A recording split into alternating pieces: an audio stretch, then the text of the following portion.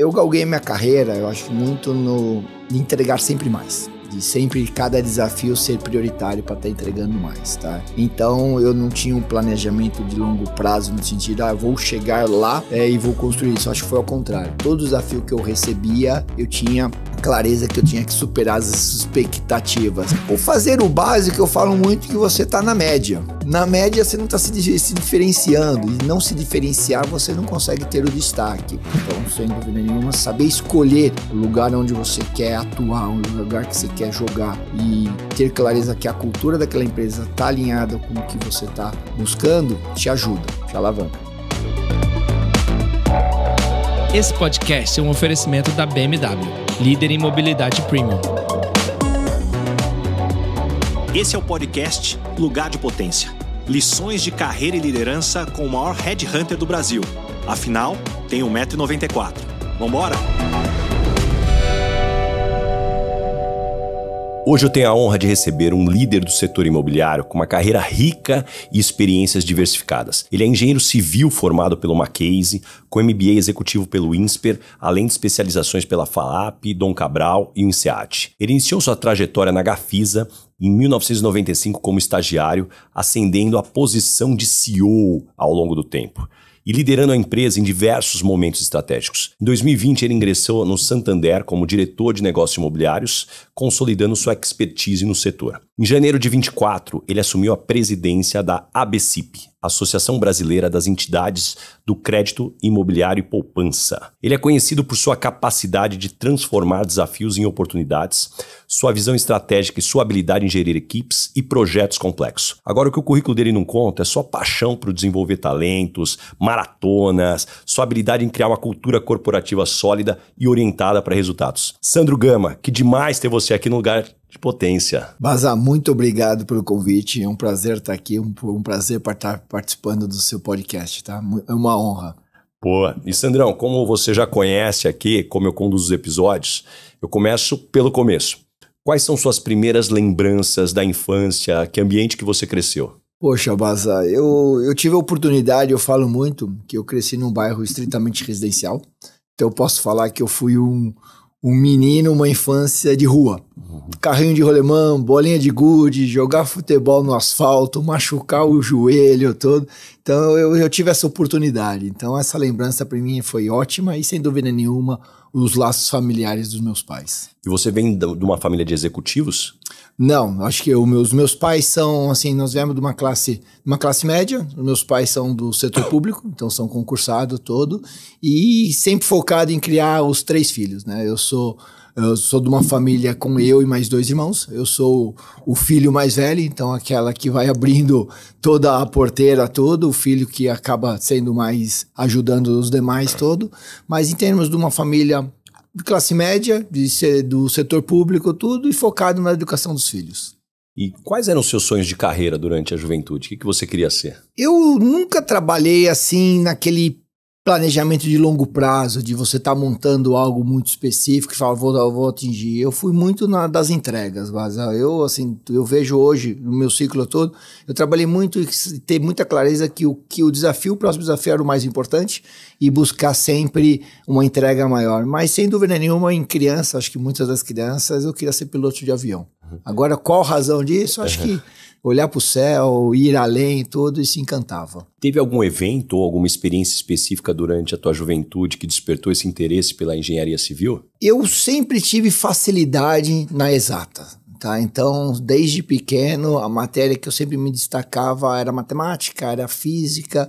Então, sem dúvida nenhuma, quando fui analisando o que ser, o que carreira seguir, tudo, a exata estaria em mim. Então, nesse momento, eu segui, antes da engenharia civil, eu fiz o colegial técnico, um técnico de edificações. E por que técnico de edificações? Entre as opções que eu analisei, é o que demandava muito mais exata. Então, eu segui com um técnico de edificações no Liceu de Artes e Ofícios, tá? E no momento seguinte, acho que aí era a continuidade de ir para engenharia civil.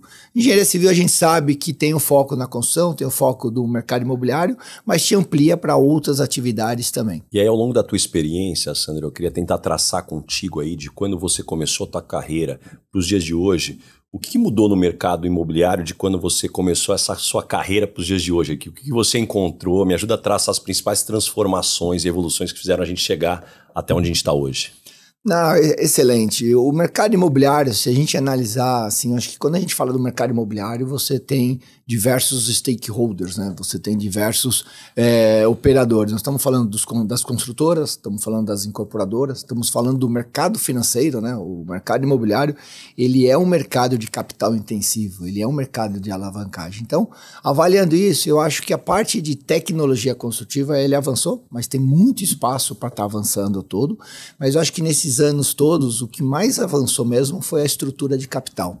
Foram os modelos de financiamento desse setor. Até 2000, 2005, as incorporadoras, tudo era praticamente a venda direta, né? A tabela direta que se financiava pelo próprio cliente. O mercado mais restrito, só de quem tem realmente recurso para adquirir. A partir de 2005, 2004, com a aprovação da patrimônio de alienação e alienação fiduciária, que são duas estruturas jurídicas, permitiu o incremento do financiamento imobiliário. E aí, naquele momento, o mercado saiu de uma relação crédito imobiliário sobre o PIB de em torno de 5% para 10%. Então, nós estamos falando que o mercado dobrou com o incremento dessa estrutura de segurança jurídica.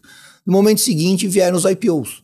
Tá? Então, a partir de 2005, as primeiras incorporadoras fizeram IPO. Então, você teve mais um implemento de uma estrutura de governança corporativa e, sem dúvida nenhuma, abertura de capital. Então, é um mercado que, ao longo dos últimos anos, ele vem se desenvolvendo, principalmente na estruturação financeira, na estruturação jurídica e, sem dúvida nenhuma, na parte da execução, tem espaço para industrialização. E quando você olha as preferências do consumidor, comprando talvez apartamentos, o que mudou do que era o perfil do brasileiro antes para o que se busca hoje? Baza, eu falo muito que o primeiro item de escolha de um imóvel no mercado imobiliário é localização. O segundo item, localização. O terceiro item, localização. E aí daí em diante você tem análise do projeto de arquitetura, você tem análise do tamanho do apartamento todo, tá? Então, claro que nesse período todo, o nível de exigência, a arquitetura está sendo mais exigida, os serviços agregados nos empreendimentos imobiliários, eles são mais exigidos. Então, hoje você tem serviços como lavanderias de entrega num projeto imobiliário, você tem serviços pay-per-use, que não é novidade, que é muito importante. Antes era optativo, agora é exigência. O que eu falo muito é que com todas essas gerações todas, né, o projeto imobiliário, o negócio imobiliário, ele é de um ciclo longo. Nós estamos falando entre o incorporador tomar uma decisão para aquisição de um terreno, desenvolver o projeto e concluir esse empreendimento imobiliário, é pelo menos 5 anos. Em 5 anos muitas coisas acontecem. Então, quando você desenvolve um projeto, você tem que estar com isso bem atualizado para quando esse empreendimento for concluído, ele não estar obsoleto, né? Então, sem dúvida nenhuma, essa é a exigência do incorporador. Mas está muito claro que nos últimos anos o imóvel por si só, ele não é só uma conquista de patrimônio, mas é uma segurança em termos de qualquer volatilidade que pode acontecer. Nós vimos isso na pandemia. Acho que após o Covid ficou muito claro que ter um imóvel, você ter essa segurança tudo, ele é muito importante. Acaba sendo uma segurança tudo. Uma das razões que a gente identificou que esse último ciclo, em termos de lançamento, em termos de venda, cresceu bastante o mercado imobiliário. Mas você acredita que quando a gente olha para a maior parte das capitais e das grandes cidades, você teve um aumento no preço dos imóveis considerável, né? Muito acima da inflação. Hoje, quando você olha de maneira geral para o mercado brasileiro, você acredita que agora a gente chegou numa estabilização de preços ou ainda existe um espaço para mais valorização? Baza, excelente pergunta. Eu identifico assim, hoje, se a gente verificar os últimos 3 anos do mercado brasileiro, o mercado de imobiliário, ele foi muito positivo. Nós tivemos recordes de venda, tivemos recordes de lançamento, e aí hoje, atuando no mercado financeiro, na distribuição do crédito imobiliário, nós tivemos recordes que os últimos 3 anos, nós nunca distribuímos esse volume de crédito imobiliário que foi feito. Então a gente mostra e confirma esses números que a demanda ela está muito positiva, tá? Então o que eu posso estar afirmando? O momento atual ele é um momento de baixo estoque e é um momento de encerramento de ciclo. O que é o encerramento de ciclo? É quando as incorporadoras concluem os empreendimentos imobiliários. E nós estamos vendo que agora, nesse período e até o ano que vem, nós vamos ter um volume de entregas de empreendimentos imobiliários bastante relevante. E isso faz com que você entregue os apartamentos e o estoque está baixo. Então, nós vamos estar iniciando um novo ciclo do mercado imobiliário, uma nova safra de lançamento. Essas novas safras, eu entendo que tem oportunidade para estar aumentando o preço. Historicamente é onde vem os ciclos de correção. Sim, eu acho que assim, os ciclos de correções, esse mercado ele trabalha por ciclo, né? Então, o que define se você vai ter oportunidade de aumento de preço do imóvel ou não é o estoque. Se você tem um estoque represado, não te permite crescer, não te permite estar colocando. Nesse momento, como o mercado está com o estoque muito baixo, a velocidade de vendas continua sendo positiva, tudo. Então, esse próximo ciclo, na nossa avaliação, vai ter um novo patamar de preço. Até pela razão de que a parte de terreno, que é a principal matéria-prima do negócio imobiliário, ele aumenta. O terreno, ele é finito. Eu falo muito que o terreno, você não consegue replicar o mesmo terreno, o mesmo endereço. Ele é finito.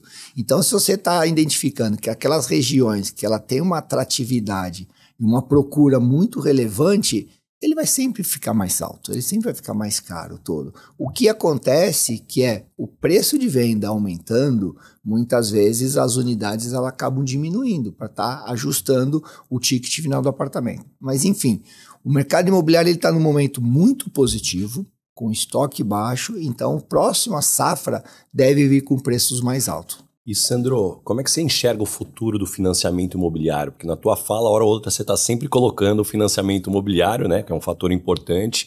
Quais são os desafios e expectativas aí para os próximos anos? Excelente, Bazar. Assim, o mercado imobiliário e a estrutura de financiamento imobiliário, nós estamos passando por um momento único.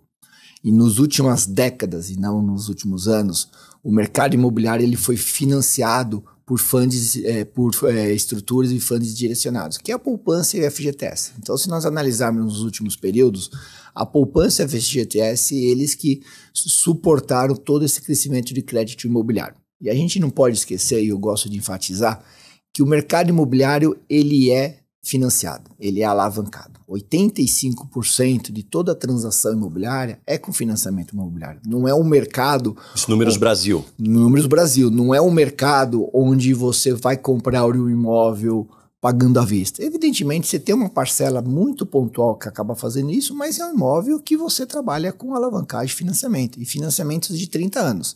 E essas últimas décadas, essa estrutura de financiamento, ela foi suportada pela poupança e pelo FGTS.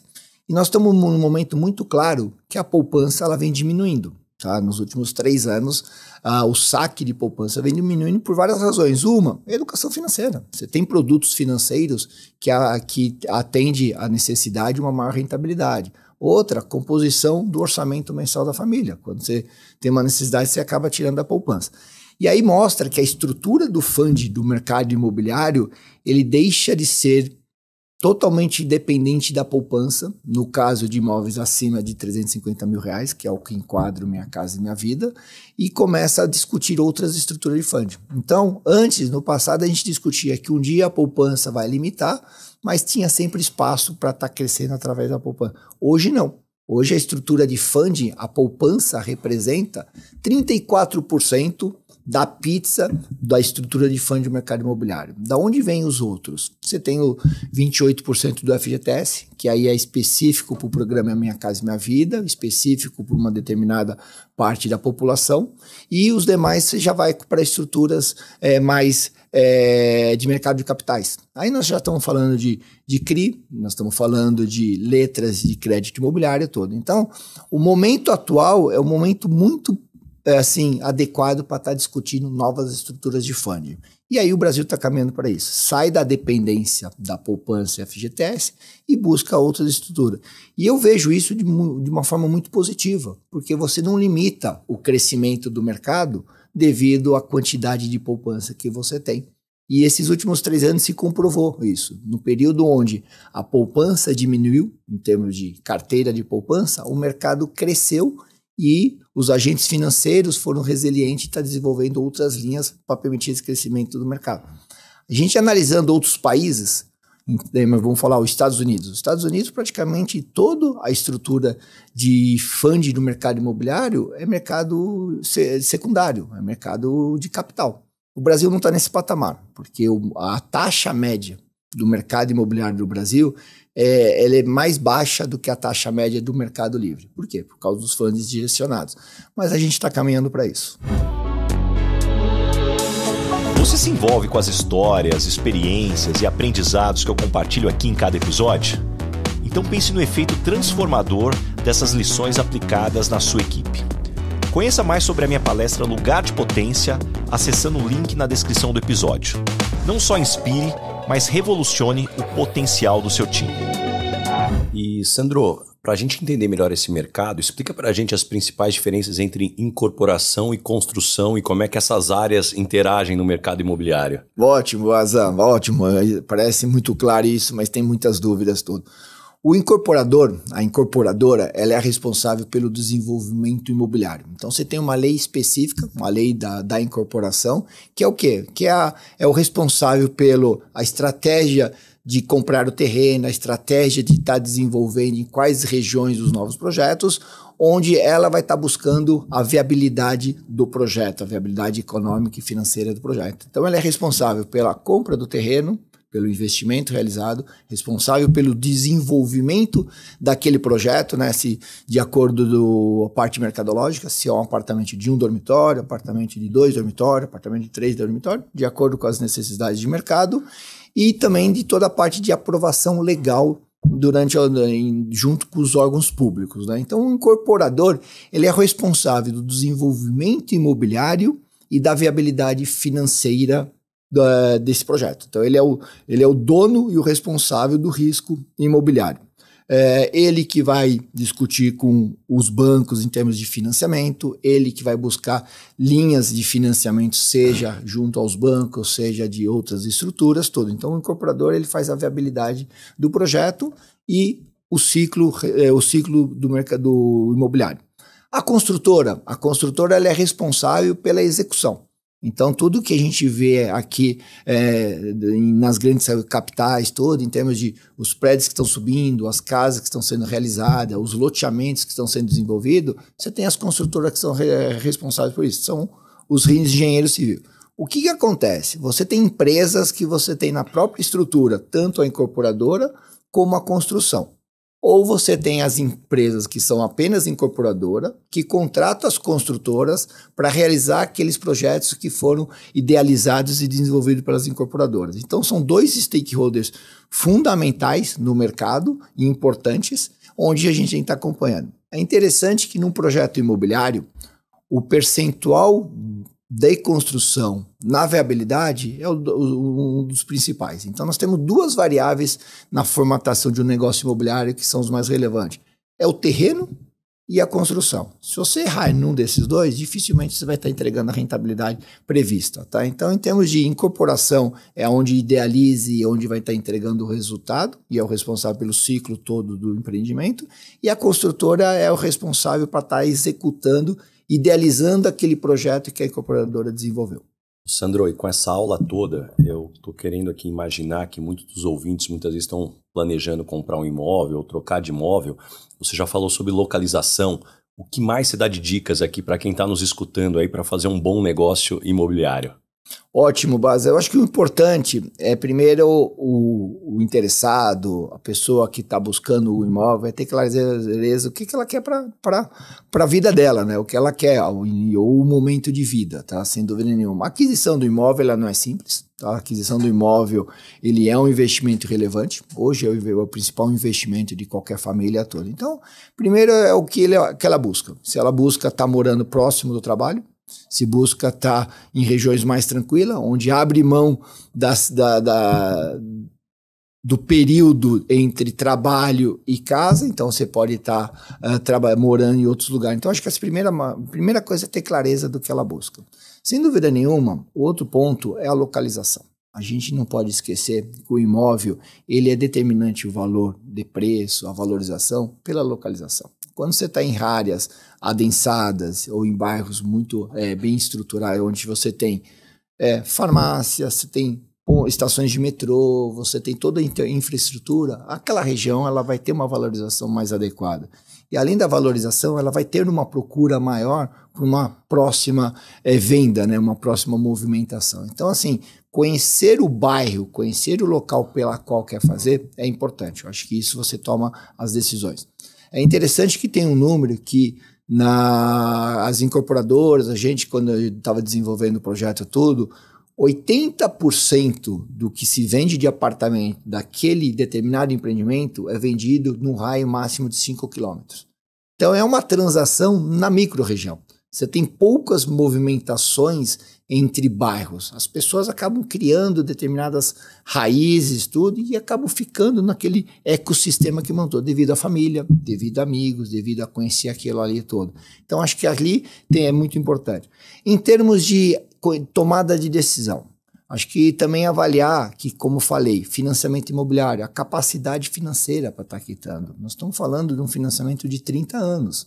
Então, você ter esse planejamento financeiro, planejamento familiar, ele é importante. Então, você tomar a decisão entre qual é a qualidade do imóvel, qual a qualidade da localização e a capacidade em termos financeira, tá? Isso é importante. E, por último, a qualidade da empresa que você está adquirindo.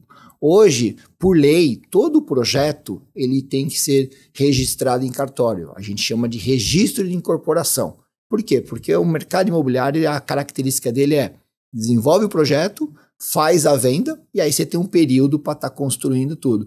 E isso tudo está respaldado em determinadas leis. Então, antes de tomar uma decisão, tomar conhecimento se aquele projeto está aprovado de forma adequada, tomar conhecimento se aquele projeto já tem o financiamento imobiliário por causa da exposição, é muito importante. Então, avaliar a localização, avaliar a característica do imóvel, se atende os anseios da família e analisar tanto segurança jurídica como a parte financeira, muito importante. E, Sandro, fica muito claro a tua experiência por você desenvolveu tua carreira aí nesse mercado.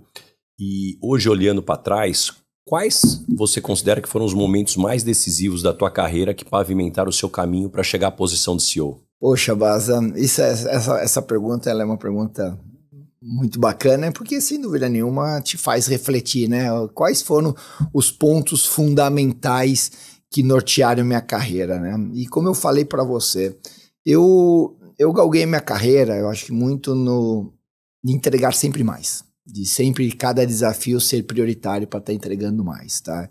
Então eu não tinha um planejamento de longo prazo no sentido, eu vou chegar lá e vou construir isso. Acho que foi ao contrário. Todo desafio que eu recebia, eu tinha clareza que eu tinha que superar as expectativas de estar fazendo. Teu foco era entregar a próxima meta. É entregar a próxima meta, mas de forma sempre diferenciada. Nunca na expectativa prevista. Porque eu acho que uma vez você superando as expectativas, as oportunidades aparecem. Tá? Mas fazer só o básico não vai te levar a um lugar ali de destaque.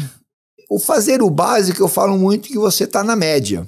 Na média, você não está se diferenciando. E não se diferenciar, você não consegue ter o destaque. Eu sempre tive um perfil, assim, a parte do esporte sempre teve inserido na minha vida, desde pequeno todo. Então, essa de estar buscando a competitividade, estar buscando o desempenho todo, seja no pessoal profissional, sempre me norteou. Então, quando você tem um determinado desafio, eu sempre fiquei preocupado e com clareza é o seguinte, tem que estar superando as expectativas. Tendo esse destaque, as oportunidades aparecem todo. Mas sem dúvida nenhuma, acho que uma das movimentações foi quando eu decidi fazer estágio. Tá? Eu estava na faculdade, acho que uma das primeiras decisões minha que norteou toda a minha carreira foi a escolha do estágio. E aí meu primeiro estágio foi a Gafisa. Tá? Por que a Gafisa? Era muito claro que era a empresa referência do mercado.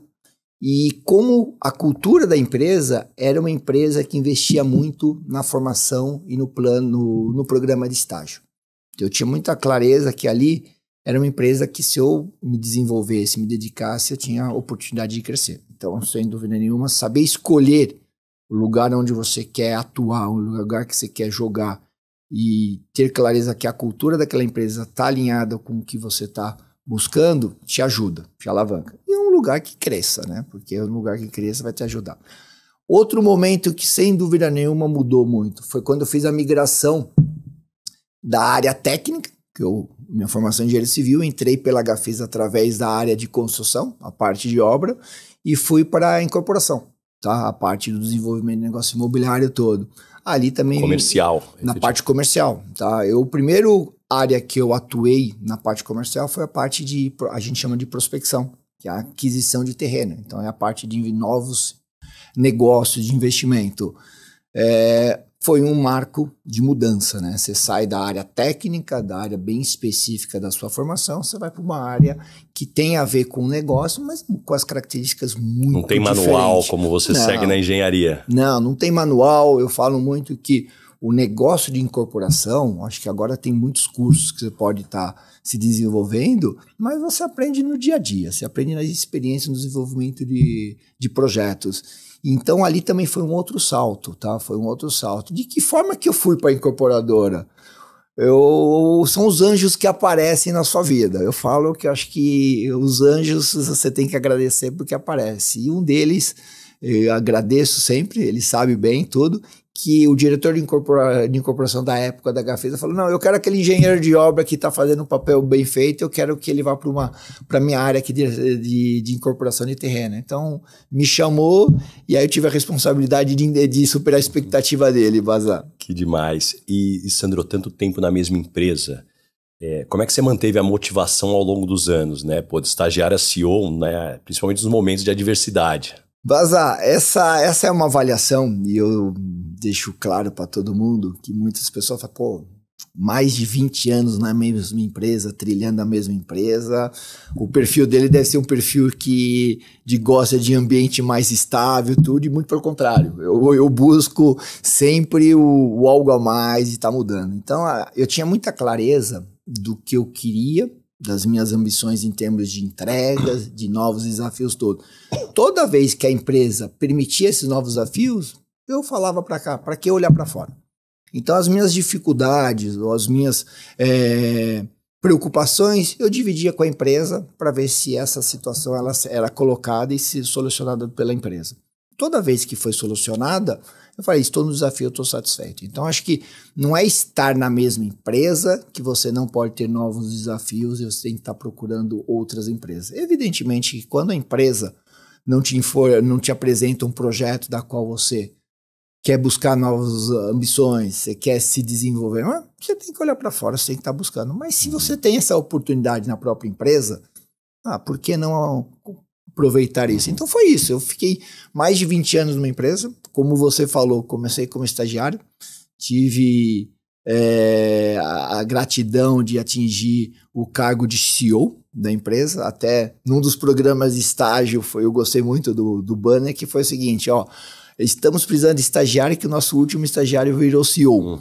E aí eu acho que é o seguinte, é você ir trilhando seu caminho. Acho que independente de estar numa empresa, outra, é você estar concluindo e ter histórias para contar. E quais foram os desafios mais inesperados que você encontrou ao se tornar CEO, que ninguém tinha te contado aí, como é que você superou? Poxa, mas eu brinco que quando você chega numa cadeira dessa, e mesmo você conhecendo muito a empresa, você conhecendo o negócio da empresa, os desafios são completamente diferentes.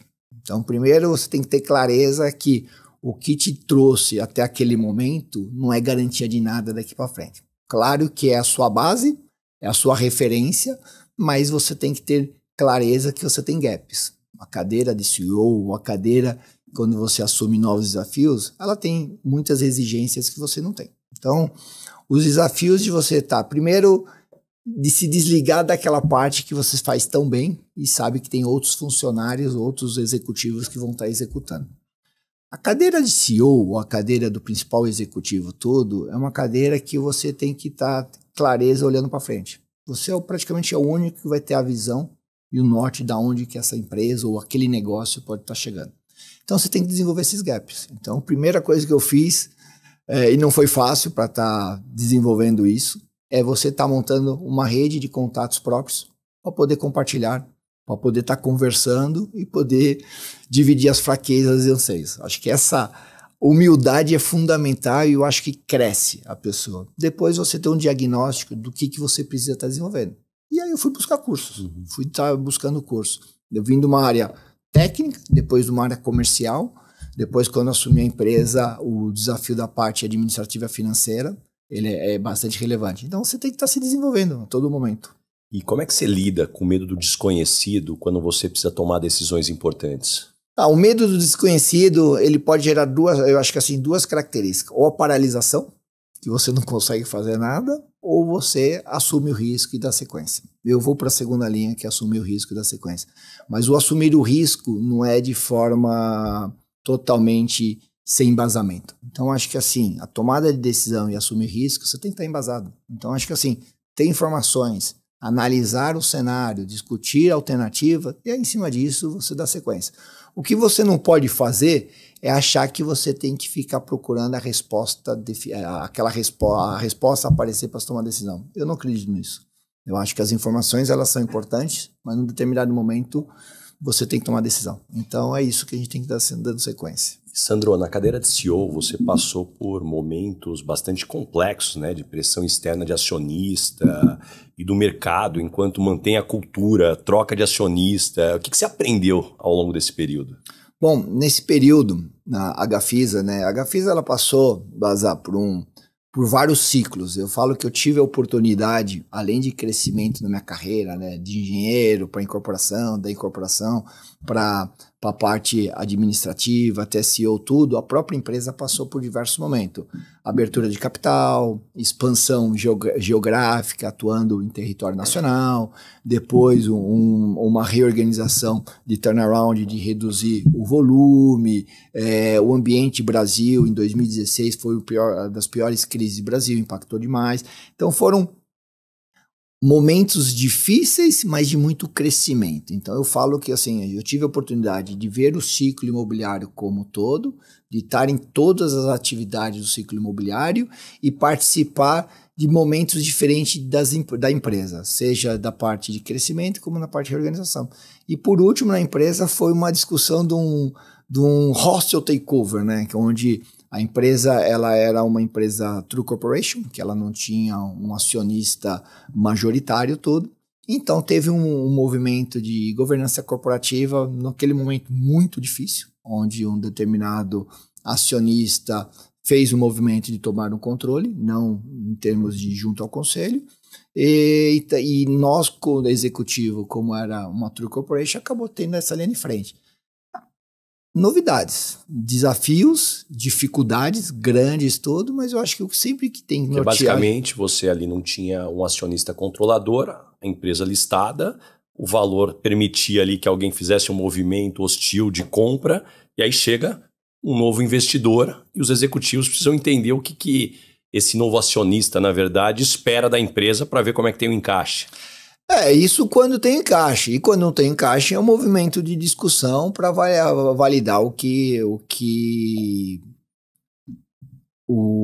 para validar, assim, aquela estratégia está certa ou não está errada. Se você concorda com a estratégia, você acaba criando uma unidade e dá sequência. Se você não concorda com a estratégia ou esse novo acionista não concorda com o plano que está sendo feito, tem todas as revisões. Mas numa empresa de capital aberta, que era uma True Corporation, você tem, assim, você não tem um acionista relevante. Então, você acaba tendo exatamente essa governança corporativa de que foi. Foi um aprendizado enorme, foi um crescimento enorme. Imagina que você está numa empresa há 20 anos, onde você trilhou isso tudo, em um determinado momento, as estratégias, o que estava sendo colocado, não era mais as suas referências. Então, a gente fez o dever necessário, conduzimos da forma necessária e o processo, quando foi concluído, foi o momento de encontrar novas alternativas, novas oportunidades. E nesse ponto, Sandro, acho que você passou pelo ciclo completo de estagiário a CEO.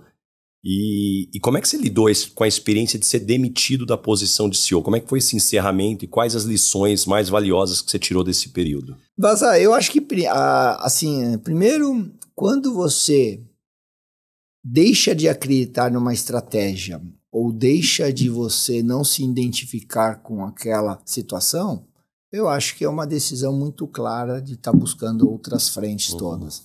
E, evidentemente, você tem um trabalho de conscientização para estar fazendo. Então, acho que nesse movimento de discussões acionárias e hostile takeover, estava muito claro que o que a gente construiu de plano, que a gente desenvolveu tudo, ela ia deixar de existir. Então foi trabalhando em termos dessa conscientização, qual era o melhor movimento para estar dando sequência a tudo, e quando de fato esses novos acionistas assumiram tudo, no dia seguinte sair. Mas o mais importante disso, que é olhar para trás e não ter dúvida de que tudo que foi feito foi muito bem feito. Tá? Tanto é que todo o time, ou toda a empresa de maneira geral, que era uma empresa com uma cultura muito forte, era uma empresa que eu falei, de formação dos profissionais, tudo, a gente ficou muito satisfeito com o que construiu antes. E aí, dali em diante, tem muita clareza que tudo que foi feito naquele momento foi muito positivo, foi muito importante e foi a entrega. E aí olhar para frente e dar sequência para os novos desafios. E após sua saída, como é que você redefiniu sua carreira? Quais foram os passos que você tomou aí para encontrar o seu próximo desafio?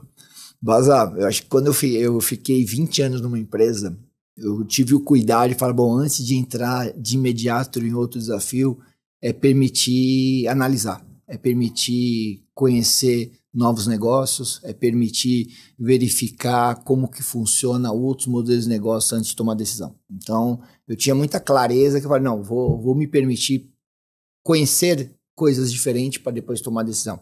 Eu fui para os Estados Unidos, fiquei um período lá nos Estados Unidos, tive uma imersão no Vale do Silício, até para ter conhecimento, identificar assim, a maneira das startups pensarem, como que é o processo de inovação, como o processo de desenvolvimento todo. E depois disso eu ainda fiz uma rodada de muitos negócios aqui. E aí, evidentemente, no momento seguinte, tinha que tomar as decisões.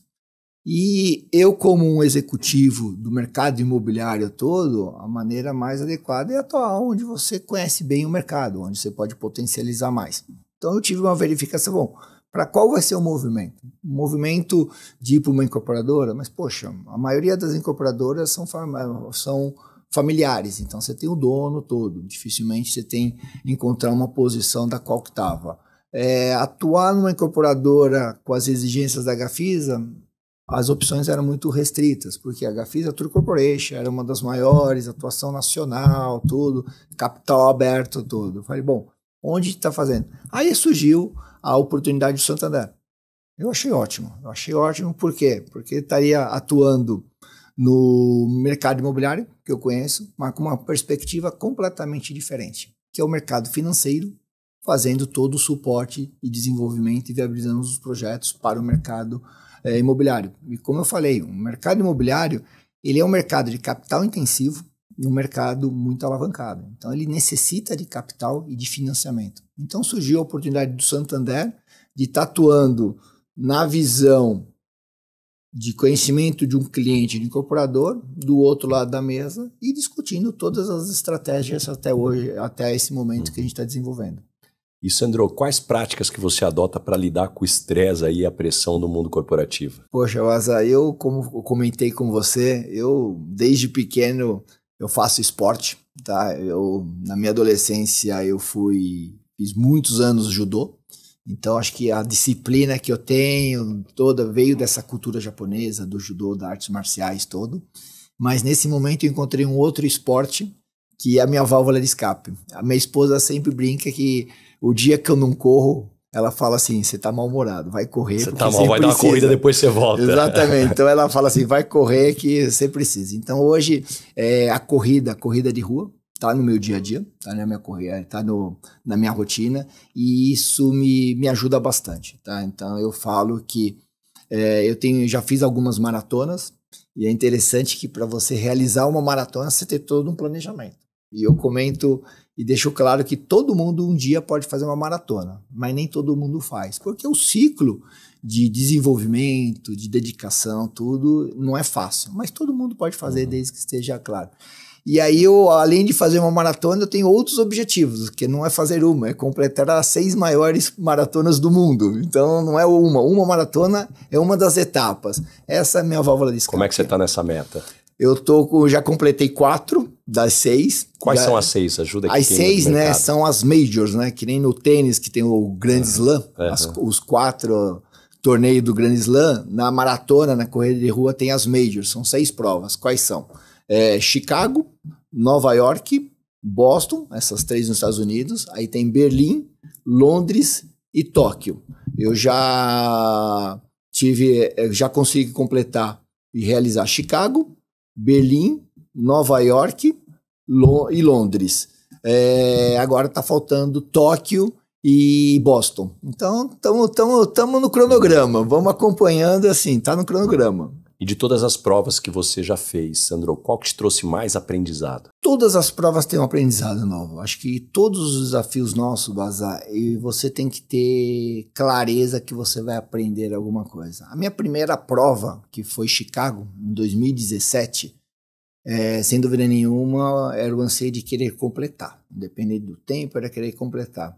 Ali eu aprendi muito o que é o desafio de estar correndo mais de 3 horas e 30 minutos, tudo, e a troca de energia com o público. Ali, assim, nunca tinha pensado nisso, como é importante você estar num momento de desafio, você estar num momento de exaustão e você poder trocar uma batida de mão com uma pessoa ali ajuda muito. Mas a prova que eu achei mais espetacular foi Nova York. Foi o ano passado.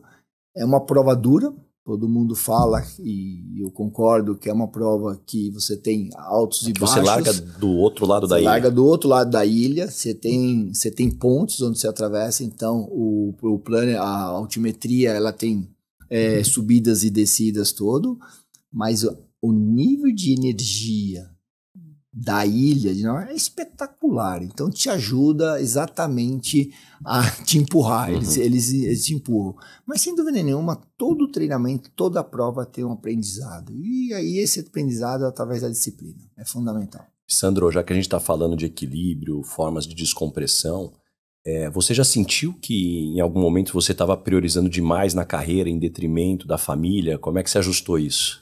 Sim, eu converso muito e divido muito essa experiência, Baza. Eu acho que o nosso momento e a vida de maneira geral, ela é importante buscar o equilíbrio, mas eu não acredito que o equilíbrio vai ser linear para todas as situações. A gente tem a necessidade da família, a gente tem a necessidade do pessoal, a gente tem a necessidade do profissional, e eu acho que praticamente esses 3 prioridades, eu não acredito que ela vai estar sempre no mesmo nível e equilibrado. Eu acho que a gente tem que ter clareza que vai ter um momento que você tem que se dedicar muito mais para o profissional. Então você vai ter aquele projeto, aquele desafio grande, você vai se dedicar para o profissional. Mas você também tem que ter clareza que daqui a pouco você tem que voltar e olhar para sua família.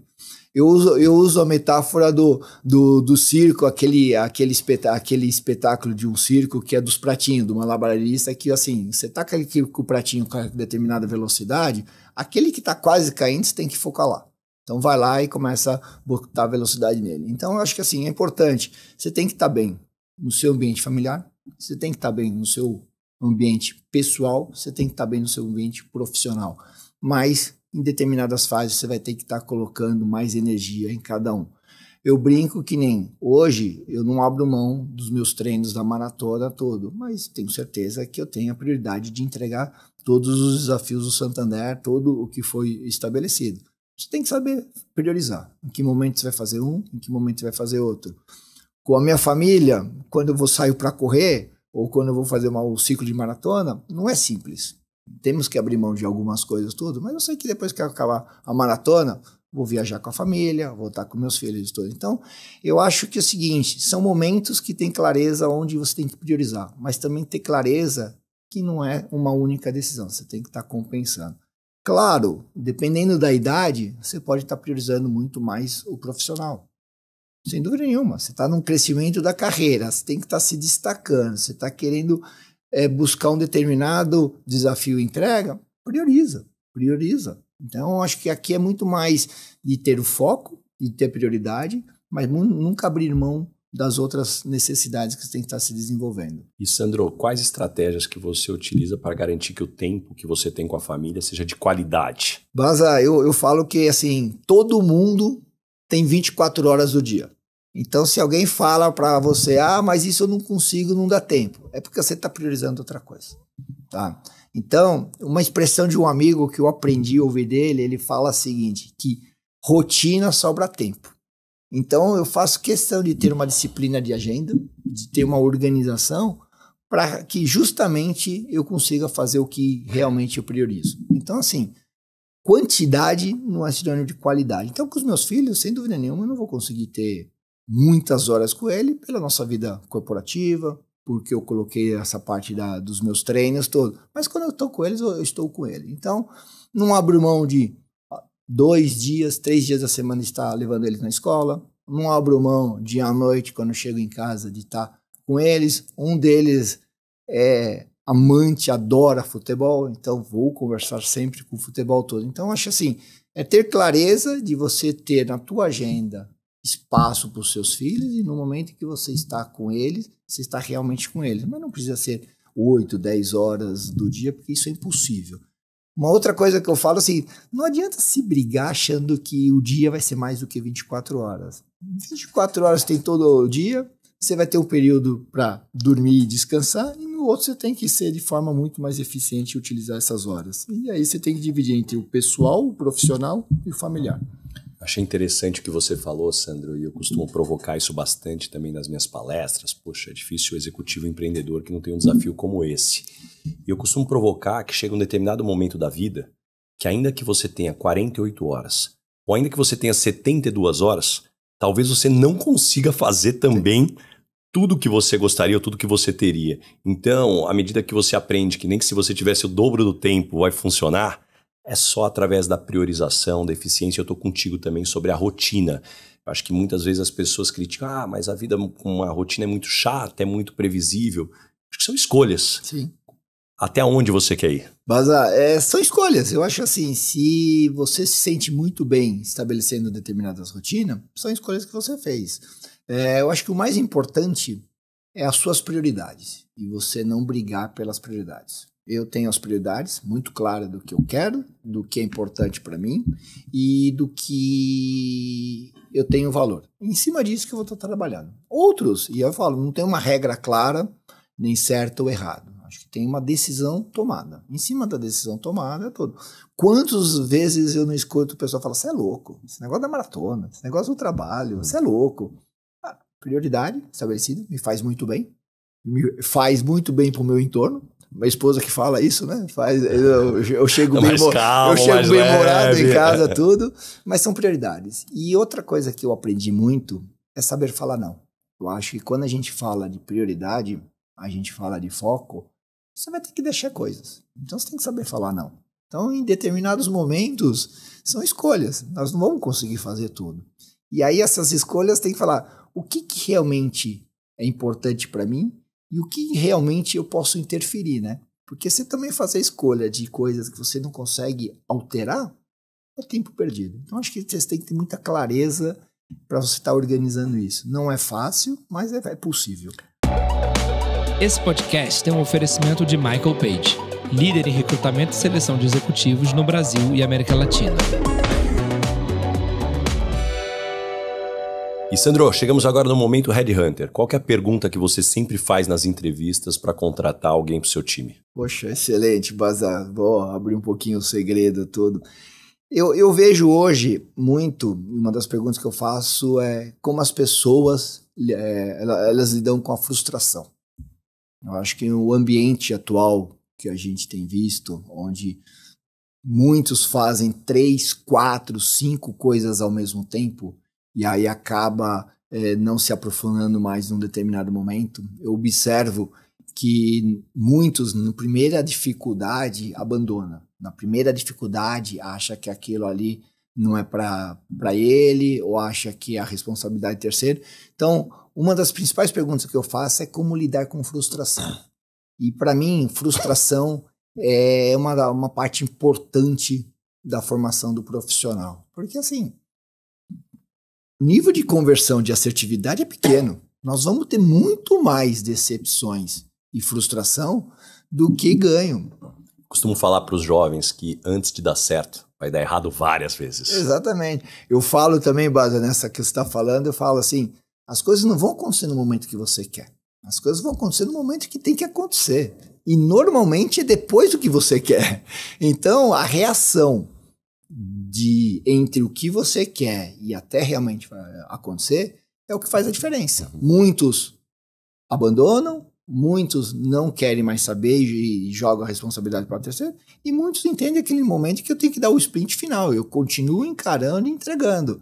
Então é isso mesmo. E que tipo de pessoa não dá certo trabalhando com você? Energia baixa e que aguarda muito as diretrizes para poder executar. Eu falo muito que eu gosto das pessoas com energia alta e propositiva. Aquelas pessoas que se colocam a executar, vai errar, zero de problema. Então, assim, pessoas propositivas que sabem que tem as dificuldades, mas está tentando, está buscando tudo, sem dúvida nenhuma, eu vou ser um dos que vou ajudar muito essa pessoa a crescer. E quando as pessoas não gostam de você no ambiente de trabalho, normalmente qual é o motivo? Eu acho que eu exijo, eu cobro bastante, mas muito ponderado em termos de oferecer as ferramentas e o que precisa para estar fazendo. Tá? Então, aí eu acho que é muito mais de ter o interesse de estar fazendo ali. Eu acho que, como você perguntou, eu gosto de estar montando, de estar num ambiente de bastante entrega, de bastante motivação, de pensar muito além daquela proposta. Então, muitas vezes, quem não está com esse espírito tudo acaba ficando incomodado. E o que você gostaria de perguntar para o Baza Headhunter? Baza, como que você identifica essa próxima geração? Qual vai ser a ambição, projeto de carreira dessas novas gerações que estão vindo? Ô Sandro, a tua pergunta é demais, porque a hora que a gente olha esse conflito de gerações, acho que tem algumas coisas que me vêm em mente. A primeira delas é que conflito de geração existe desde que o mundo é mundo. Você pega ali os escritos dos filósofos gregos que já diziam que não tinha o menor... qual é a palavra que eles usavam? Eu não tenho mais otimismo com essa nova geração, porque eles não respeitam os pais, eles só pensam neles. Então eu acredito que existe um fator onde nós fomos a geração mimimi dos nossos pais e agora tem uma nova geração chegando, que é a nossa geração mimimi dentro dessa dinâmica. Acho que esse é o primeiro elemento. O segundo, eu também gosto de provocar que esses jovens, que a gente vê tantos comportamentos que a gente não acha adequado, eles não vieram de Marte. Eles são reflexos dos nossos comportamentos, dos nossos hábitos, da nossa rotina. Agora, tem um elemento sim que eu acho que é importante colocar na mesa aqui, que de certa forma hoje foi se criado no mundo moderno o paradoxo do sucesso rápido. Então eu vou fazer startup, eu vou ficar milionário, eu vou entrar como executivo, logo eu vou ser presidente. E nada na vida profissional vai ser construída sem muita relação. Eu gosto muito de uma frase do Tim Nock, que ele diz que o trabalho duro bate o talento quando o talento não trabalha duro. E eu acho que muitas vezes a gente está falando muito do talento e as pessoas estão achando que o talento ele vai conseguir fazer com que você não tenha que trabalhar bastante, que você não tenha que trabalhar duro. Isso definitivamente não vai acontecer. Excelente, Baza. Que eu falei, né? Eu gosto muito de uma correlação e acompanho muito esporte. Quando você fala do talento, eu observo quantos talentos são desperdiçados porque não tem a dedicação para estar desenvolvendo esse talento, para estar fazendo o crescimento isso tudo. Então, excelente colocação, Baza. E chegamos agora, Sandro, no momento Dona Ângela aqui com mais humor. Complete a frase. Eu sou esquisito por quê? Sou muito disciplinado. E qual é o perrengue ou situação engraçada que você já passou no mundo corporativo? Assim, de que marcou, acho difícil, mas já tiveram várias. De rasgar a calça no meio de uma reunião, de estar indo para uma reunião e tropeçar, de bater a cara numa porta de vidro que estava fechada. Assim, é uma pergunta muito boa, que não é algo que marcou, mas tem uma que, assim, tava naquela correria toda, ia atravessar de uma sala para outra, a porta de vidro tava fechada e metia a cara na porta de vidro e caiu para trás. Você caiu para trás? Caiu para trás, aquelas portas de vidro, assim. Que parou a reunião. O erro que não tinha faixa, não tinha identificação, ali tem um erro, mas caiu para trás. Foi aquela porrada, aquilo que você fica desnorteado. Então, assim, são coisas divertidas que ficam. E caminhando agora para o final, o nome desse podcast é Lugar de Potência. Qual que é o teu lugar de potência? Que tipo de situação e ambiente pode te jogar que você brilha? Eu gosto de desafio. Eu nunca vou buscar entregar aquela média. Eu gosto de ser desafiado e superar as expectativas. E isso a todo momento, Vaza. É o que me motiva muito. Não é, tem uma pergunta, tem umas colocações, você quer ser ou fazer? Eu fico do lado do fazer. Como os americanos falam, um doer. Exatamente. Tá? O que motiva muito mais é aquela entrega, é aquela execução do que, não, obtive isso, sou isso. Não, eu me motivo muito a fazer. Me conta uma verdade que as pessoas não costumam dizer e, na sua opinião, é fundamental para se ter sucesso. Reconhecer o erro. Ser humilde para perguntar e falar, eu não sei isso, você pode me ajudar? Isso é fundamental. Ainda mais no dia de hoje, que a gente não tem mais a cartilha do sucesso. Nós não temos mais aquela cartilha e falar, segue isso que vai dar certo. Todo mundo está aprendendo. Seja o estagiário que está vindo no início da sua carreira e seja o executivo já bastante realizado. Está todo mundo aprendendo. Então, ser humilde para perguntar, não sei, você me ajuda? Isso é fundamental. O que você aprendeu nos últimos 12 meses, seja em conhecimentos ou habilidades? Primeiro que o Brasil é muito rico de oportunidade. Eu viajo o Brasil, assim, a gente tem muita oportunidade todo. Então a gente tem que estar olhando sempre, eu sou otimista, a gente tem que estar sempre olhando o copo meio cheio. Eu acho que uma vez você olhando dessa forma, as oportunidades aparecem tudo. E outra é estar sempre questionando o status quo. Eu acho que a gente tem que estar sempre no nível de inquietude, porque você encontra oportunidades. E Sandro, me deixa algumas dicas de fontes de conhecimento. Como é que você se mantém informado e se desenvolve? Hoje a principal fonte de conhecimento, e eu acho que ajuda no dia a dia, que dá flexibilidade, são os podcasts.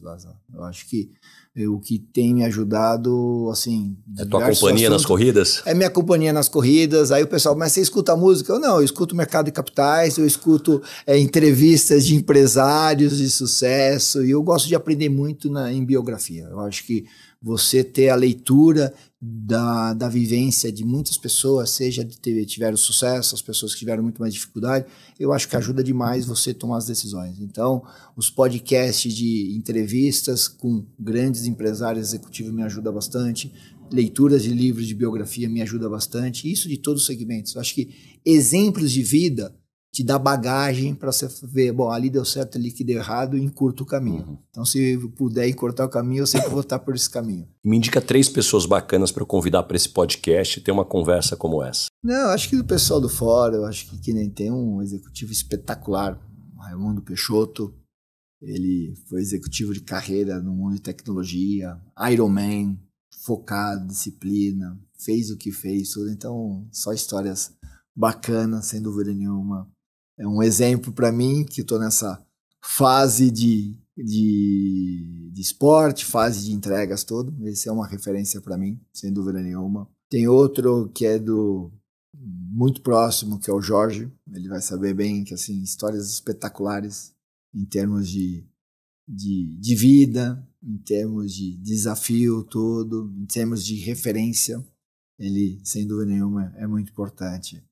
E eu colocaria o Daniel Ribeiro, acho que a gente conhece, eu acho que ali é um exemplo de como construiu a vida, como desenvolveu o ecossistema dele, e são coisas que te ajudam a formar o que a gente quer, qual é a ambição e o que realmente vale. Então são 3 grandes amigos com características completamente diferentes, mas tenho certeza que os 3 me contribui muito para o meu planejamento de médio e longo prazo.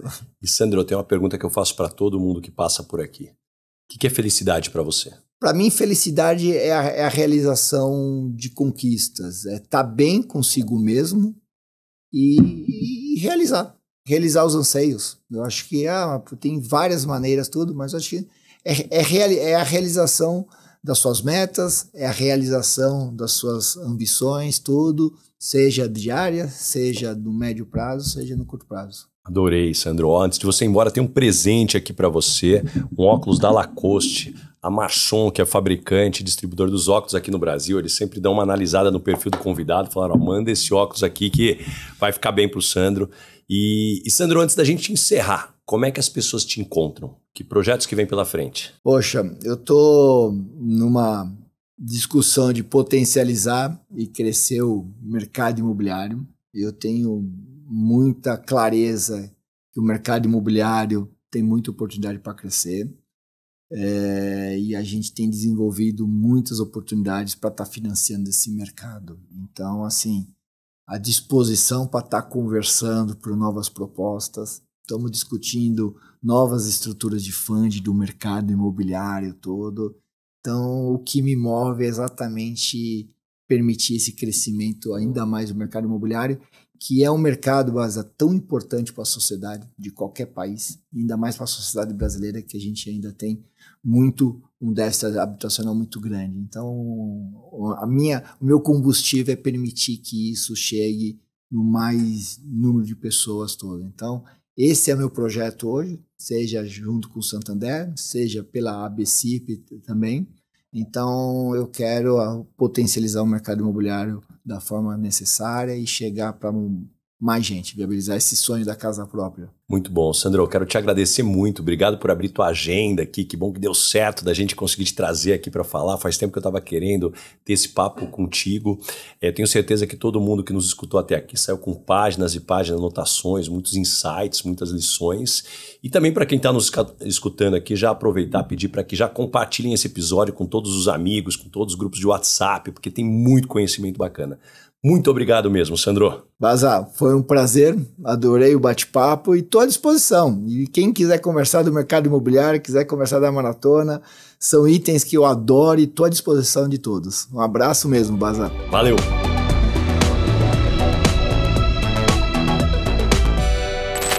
Este podcast foi editado por Felipe Mux.